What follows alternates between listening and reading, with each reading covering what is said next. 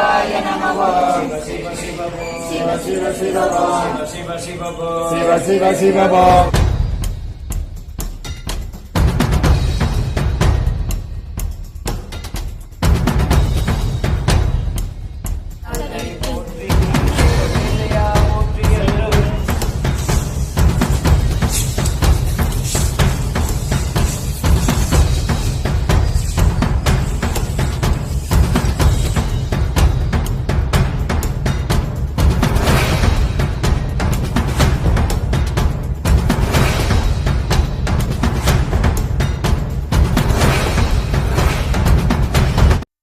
வணக்கம்.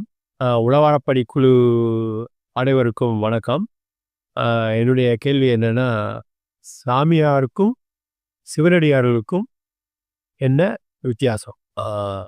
அடுத்த கேள்வி என்னன்னா, எலும்புச்சம்பழத்தை நறுக்கி குங்குமத்தை கலக்கி வீட்டில் வைக்கிறாங்க. ப்ளஸ் அதே எலும்புச்சம்பழத்தில் விளக்கு பொருத்தி வைக்கிறாங்க. இது எலும்புச்சம்பழம் மட்டும்தான் வைக்கிறோமா, வேறு பழங்களை யூஸ் பண்ணக்கூடாதா? எலும்புச்சம்பழம் வைக்கிறதுனால என்ன பயன்கள்? கொஞ்சம் தெளிவாக சொன்னீங்கன்னா நன்றி.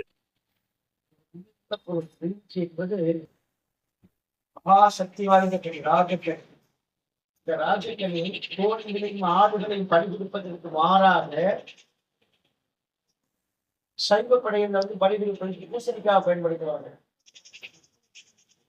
அதுக்கு மாற்றம் எலுமிச்சை பயன்படுத்துவாங்க. அந்த குலதெய்வத்திலிருந்து விடுதலை பெறுவதற்காக அந்த தண்ணியை பயன்படுத்துறது உண்டு. ஆனா அதெல்லாம் தேவையில்லை, அதெல்லாம் தேவையில்லை. யாரெல்லாம் செய்யலாம் சொல்லி வாழ்க்கையில அதிகமா பற்றி வச்சு இங்க வாழ முடியாம மண்டைக்கு தீமார்களை பிடிக்காம, சுவாமி பணிகளை செய்யாம, அப்பா அம்மாவை பிடிக்காம சிக்கிருக்காங்க இல்லையா? அவர்களுக்கு தான் கஷ்டத்தின் மொத்த உருவம்.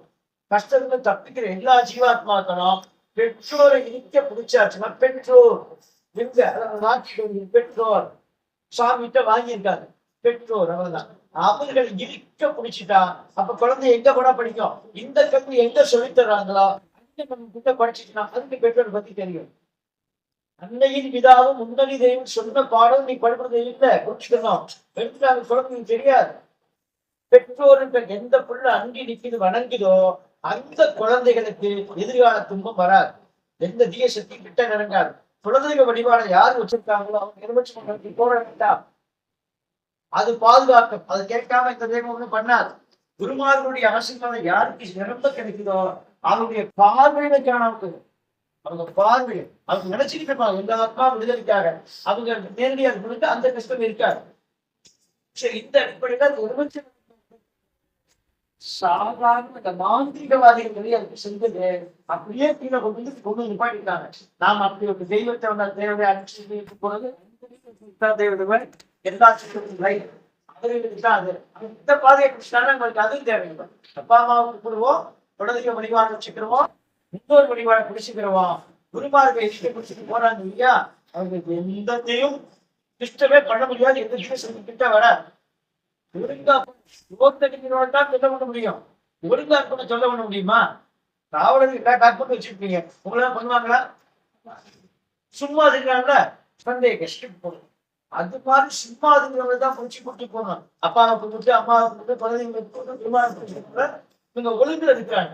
இந்த ஒழுங்குல இருக்கு ஒரு கவசம் இருக்கு, பாதுகாப்பு கவசம். எந்த சக்தி வராது. எனவே அந்த விளக்கு போடுறது அவனுக்கு முக்கியத்துவம் இல்லை. அது யாரு போடுறாங்கன்னு புரிஞ்சுக்கணும். அந்த ஒழுங்கு விட்டவங்க தான் போட்டுக்கிட்டாங்க. நமக்கு அது தேவை. அதுக்கு ஒத்துங்க. அதே மாதிரி சிவனடியாருக்கு சாமியாருக்கு வித்தியாசம் கேட்டிருக்கிறார்.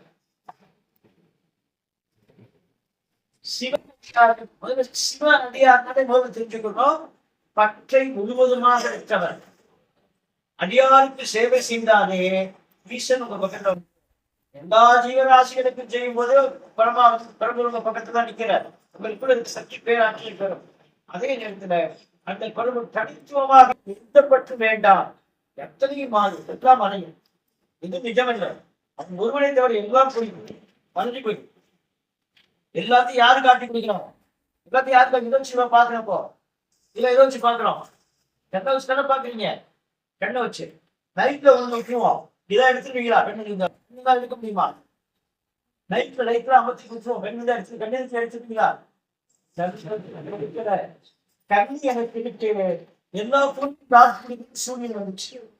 சூரியன் வெளிச்சம் வந்துதான் காட்டி கொடுக்குது. அப்போ இங்க இருக்க பொருள் எல்லாம் என்னால இல்ல அவனால இருக்குன்னு யாரு உணர்கிறார்களோ அவர்களே சிவனடியார். சிவனடியார்கள் எப்படிட்டாங்க? அவன் எல்லாத்துலயும் இருக்கிறான், இங்கேயும் இருக்கிறான், அங்கேயும் இருக்கிறான், கதிலையும் இருக்கிறான், காற்றியும் இருக்கிறான். அதான் ஒன்றாய் ஒருத்தனாய் வேறாய் அப்படின்னு ஒரே வார்த்தை சொல்லுவாங்க. சாமி இருக்காரு, ஒன்னா இறப்புலே இருக்கிறான், உடனா இருக்கிறான், உடனா அந்த பொருளா இருக்கிறான். பொருள் வெளிச்சவங்க காட்டி முடியா ஒன்றாய் உடனாய் வேற அங்க காட்டி அந்த இருக்க மாட்டான். அவன் வெளிச்சம் வந்த உடனே கண்ணில் படுது. அதுக்கு முன்னாடி கூட கண்ணில் தெரியல, தெரியாது, பகல்ல கூட சில கூட தெரிய மாட்டேங்குது. அந்த வெளிச்சம் வந்தாதான் தெரியுது.